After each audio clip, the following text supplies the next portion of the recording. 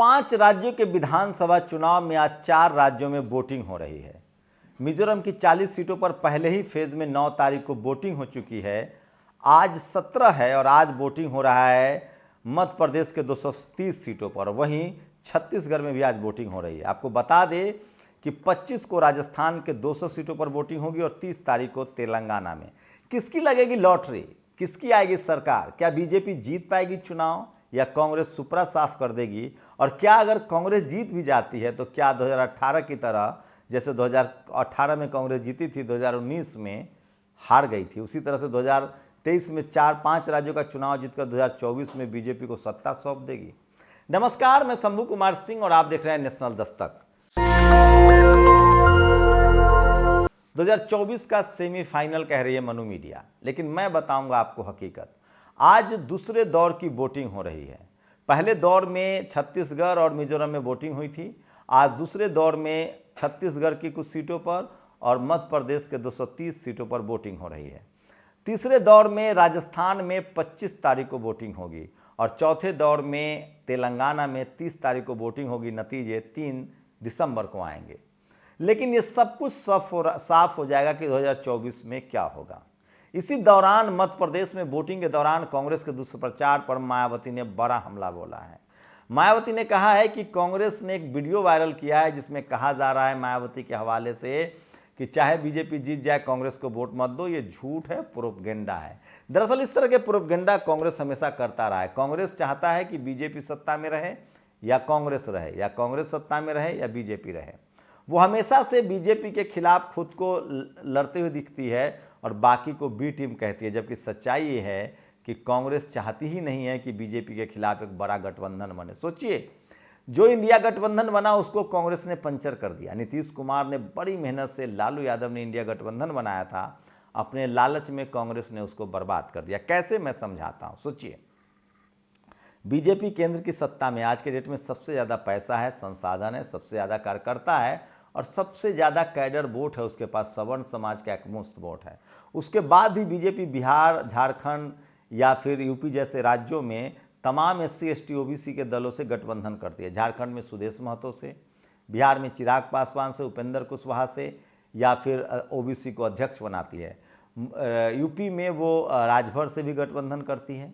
UP में वो अनुप्रिया पटेल से भी गठबंधन करती है बीजेपी, और वो निषाद समाज से भी गठबंधन करती है और चुनाव जीते। लेकिन कांग्रेस बिहार में जहां उसका नाम लेवा नहीं है वहां भी गठबंधन करती है, लेकिन अकेले लड़ने का दम भरती है। यूपी में भी अकेले लड़ने का दम भरती है। झारखंड में वो JMM से गठबंधन करती है, नहीं तो अकेले लड़ने का दम भरती है। मतलब जहां कांग्रेस का कोई नाम लेवा नहीं है, पश्चिम बंगाल हो, उड़ीसा हो, वहां वो चुनाव लड़ेगी और बीजेपी को जिताएगी। वो बी टीम नहीं है। और SC ST OBC के दलों से, बहुजन दलों से वो गठबंधन नहीं करती है, ताकि या तो सोचिए, मान लीजिए कि 90 सीट है छत्तीसगढ़ में, 60 पर सरकार बनेगी। भैया 60 सीट लड़ लो, 65 लड़ लो, 25 पर गठबंधन कर लो BSP से। बीजेपी का सुपरा साफ नहीं हो जाएगा? मध्य प्रदेश में 230 है, 150 पर सरकार चलेगी शानदार। 150 पर लड़ लो, 80 सीटें दूसरे को दे दो, सपा बसपा RJD को। नहीं, वहाँ नहीं देंगे। अखिलेश यादव तक को नहीं दिया। राजस्थान में 200 सीटें हैं, 120 पर सरकार बनेगी, 130 पर सरकार बनेगी। बाकी 70 सीटें दे दो दूसरे को, हनुमान बेनीवाल को। नहीं, वहाँ भी नहीं देंगे। इसका मतलब है कि कांग्रेस RSS की माँ है। कांग्रेस चाहती है कि या तो हम सत्ता में आए या बीजेपी। आप बताइए बी टीम कौन हुआ? मतलब कांग्रेस चाहती है कि इस देश में या तो बीजेपी राजनीतिक चुनाव लड़े या कांग्रेस लड़े। ओवैसी, मायावती, अखिलेश यादव, RJD, ये सब तो ना लड़े चुनाव। ये कांग्रेस की बपौती नहीं है ये देश। और सोचिए, कांग्रेस अपने सबसे बुरे दौर में है तो उसे दलित पिछड़ा याद आता है, खड़गे याद आ रहे हैं। जमकर महिला आरक्षण में OBC को रिजर्वेशन देंगे, जब सत्ता में थी तो नहीं दिया। जाति जनगणना कराएंगे, जब सत्ता में थी तो नहीं कराया। तो बीजेपी सत्ता में रहती है तो कांग्रेस कहती है जाति जनगणना कराएंगे, दलित पिछड़ों को हक देंगे। जब कांग्रेस सत्ता में होती है तो बीजेपी कहती है, लेकिन देती दोनों नहीं। इसलिए मैं कह रहा हूँ बहुजनों को बहुजन दल चुनना चाहिए। और मैं इस चुनाव में आपको सबूत दे रहा हूँ। OBC करने वाला, बहुजन करने वाला राहुल गांधी तेलंगाना में भी सीट नहीं दे रहा है। सोचिए, तेलंगाना में 30-35 जहां रेड्डियों को टिकट मिला है, 30 बीजेपी ने दिया है, 35 BRS ने दिया है, 26 कांग्रेस ने दिया है। और सोचिए 50% OBC को 20 सीटें जो हैं वो कांग्रेस देती है। तो इस तरह के हालात हैं। मुसलमानों को सिर्फ 4 टिकट दिया है तेलंगाना में कांग्रेस ने, आप कल्पना कर सकते हैं। 39 सीटें बीजेपी ने दी है, 24 सीटें बीआरएस ने दिया है, 20। तो सबसे कम सीटें मध्य प्रदेश, तेलंगाना या राजस्थान में ओबीसी को कांग्रेस दे रही है, लेकिन उसको वोट चाहिए। लेकिन इन तमाम राज्यों में जिस तरह के गठबंधन बन रहे हैं वो शानदार है।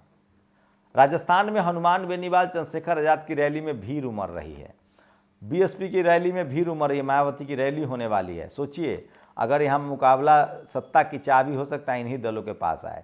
मध्य प्रदेश में भी चंद्रशेखर आजाद के कुछ कैंडिडेट जीतेंगे, बीएसपी जीतेगी, सपा भी जीत सकती है। 70 सीटों पर कांग्रेस बीजेपी की हवा टाइट है।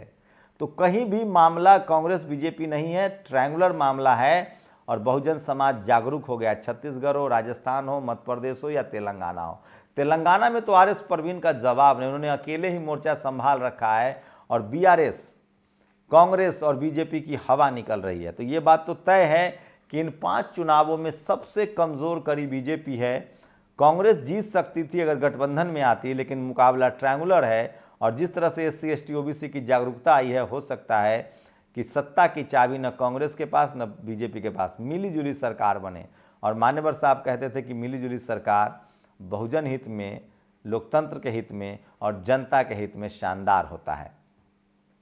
तो आज दूसरे दौर की वोटिंग है, 2024 का आंकड़ा मैं बता रहा हूं। सोचिए, इसी तरह से 2018 में कांग्रेस ने ओवैसी को बी टीम कहकर, बीएसपी को बी टीम कहकर, सपा को बी टीम कहकर अकेले चुनाव लड़ा, सबने सरेंडर कर दिया, चलो लड़ के देख लो, सब चुनाव तो जीत गई, कांग्रेस चुनाव जीत गई। लेकिन सोचिए, जिस तरह से 2014 में आधे कांग्रेसी बीजेपी में चले गए थे लोकसभा के चुनाव में, उसी तरह से 2018 में 4 राज्यों में कांग्रेस जीती और चारों बीजेपी से छीना। कर्नाटक छीना, मध्य प्रदेश छीना, राजस्थान छीना और छत्तीसगढ़ छीना। लेकिन बाद में कांग्रेसी बीजेपी हो गई। वोट दीजिए कांग्रेस को, सरकार बनेगी बीजेपी की। कर्नाटक में आप सबने देखा। उसके बाद वोट दीजिए आप कांग्रेस को, सरकार बनेगी बीजेपी की। मध्य प्रदेश में आप सबने देखा। कब कांग्रेसी बीजेपी हो जाए, बीजेपी कांग्रेसी हो जाए, इनका कुछ ठिकाना नहीं है। छत्तीसगढ़ में एससी एसटी ओबीसी के विधायक ज़्यादा थे, इसलिए भूपेश बघेल बच गए। राजस्थान में जादूगर गहलोत ने किसी तरह से बचा लिया, 5 साल अब पूरा कर लिया। लेकिन क्या गारंटी है कि आज आप कांग्रेस को वोट दें और वो कल बीजेपी में न चला जाए? सोचिए। और सोचिए, 2018 में 4 राज्य जीती थी कांग्रेस और 2019 में बीजेपी सत्ता में आ गई। 2024 क्या गारंटी कि 2023 में 5 राज्य में कांग्रेस जीत जाएगी और 2024 में मोदी जी नहीं जीत जाएंगे? बीजेपी को हराने की गारंटी है India alliance. Lalu Yadav, Nitish Kumar, Mayawati, Akhilesh Yadav, Stalin, ये जो तमाम बहुजन दल है ना, राजेंद्र प्रसाद सिंह कहते हैं कि बहुजन दल जो है वो सबसे बड़ा दल है। कांग्रेस बीजेपी पैसे वाली पार्टी है, जनाधार वाली नहीं। नीतीश कुमार, लालू यादव, मायावती, अखिलेश यादव, स्टालिन, ममता बनर्जी, ये सब लोग मिल के ही बीजेपी को हरा सकते हैं। कांग्रेस की हैसियत नहीं है। और अगर हार भी गई तो कांग्रेस बीजेपी में ज़्यादा अंतर नहीं है बहुजनों के लिहाज से। तो इंडिया गठबंधन अगर कांग्रेस जीतती है तो वो बेलगाम हो जाएगी, इंडिया गठबंधन टूट जाएगा और वो अकेले चुनाव में जाना चाहेगी और बीजेपी सत्ता में आएगी। और वैसे भी कांग्रेस के सवर्ण नेताओं को स्लीपर सेल कहा जाता है आरएसएस का। खुद राहुल गांधी, प्रियंका गांधी कहते हैं कि कांग्रेस के आरएसएस को ख़त्म करना है। मतलब कांग्रेस हो या बीजेपी हो, बहुजनों को कुछ मिलना नहीं है। बहुजन समाज का तभी भला होगा जब सत्ता की चाबी इनके हाथ में हो, मिलीजुली सरकार हो, चाहे केंद्र की सरकार हो या राज्यों की सरकार हो। बिहार में मिलीजुली सरकार चल रही है, देखिए शानदार काम हो रहा है। झारखंड में मिलीजुली सरकार है।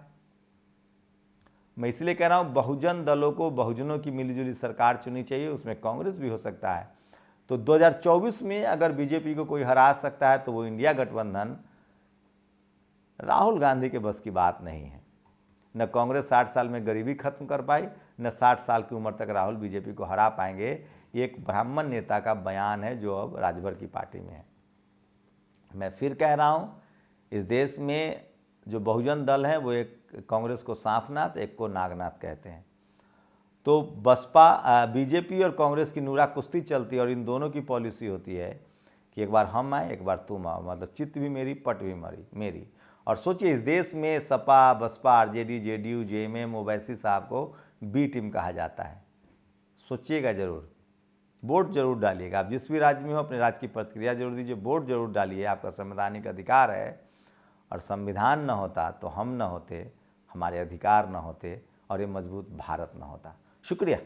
नेशनल दस्तक की आपसे गुजारिश है कि अगर इसको बचाना चाहते हैं तो नेशनल दस्तक को सब्सक्राइब करने के लिए रेड कलर के सब्सक्राइब बटन को दबाएं, फिर बेल आइकन की घंटी दबाएं। नेशनल दस्तक को बचाने के लिए बहुत जरूरी है कि हर खबर को शेयर करें, लाइक करें, कमेंट जरूर करें।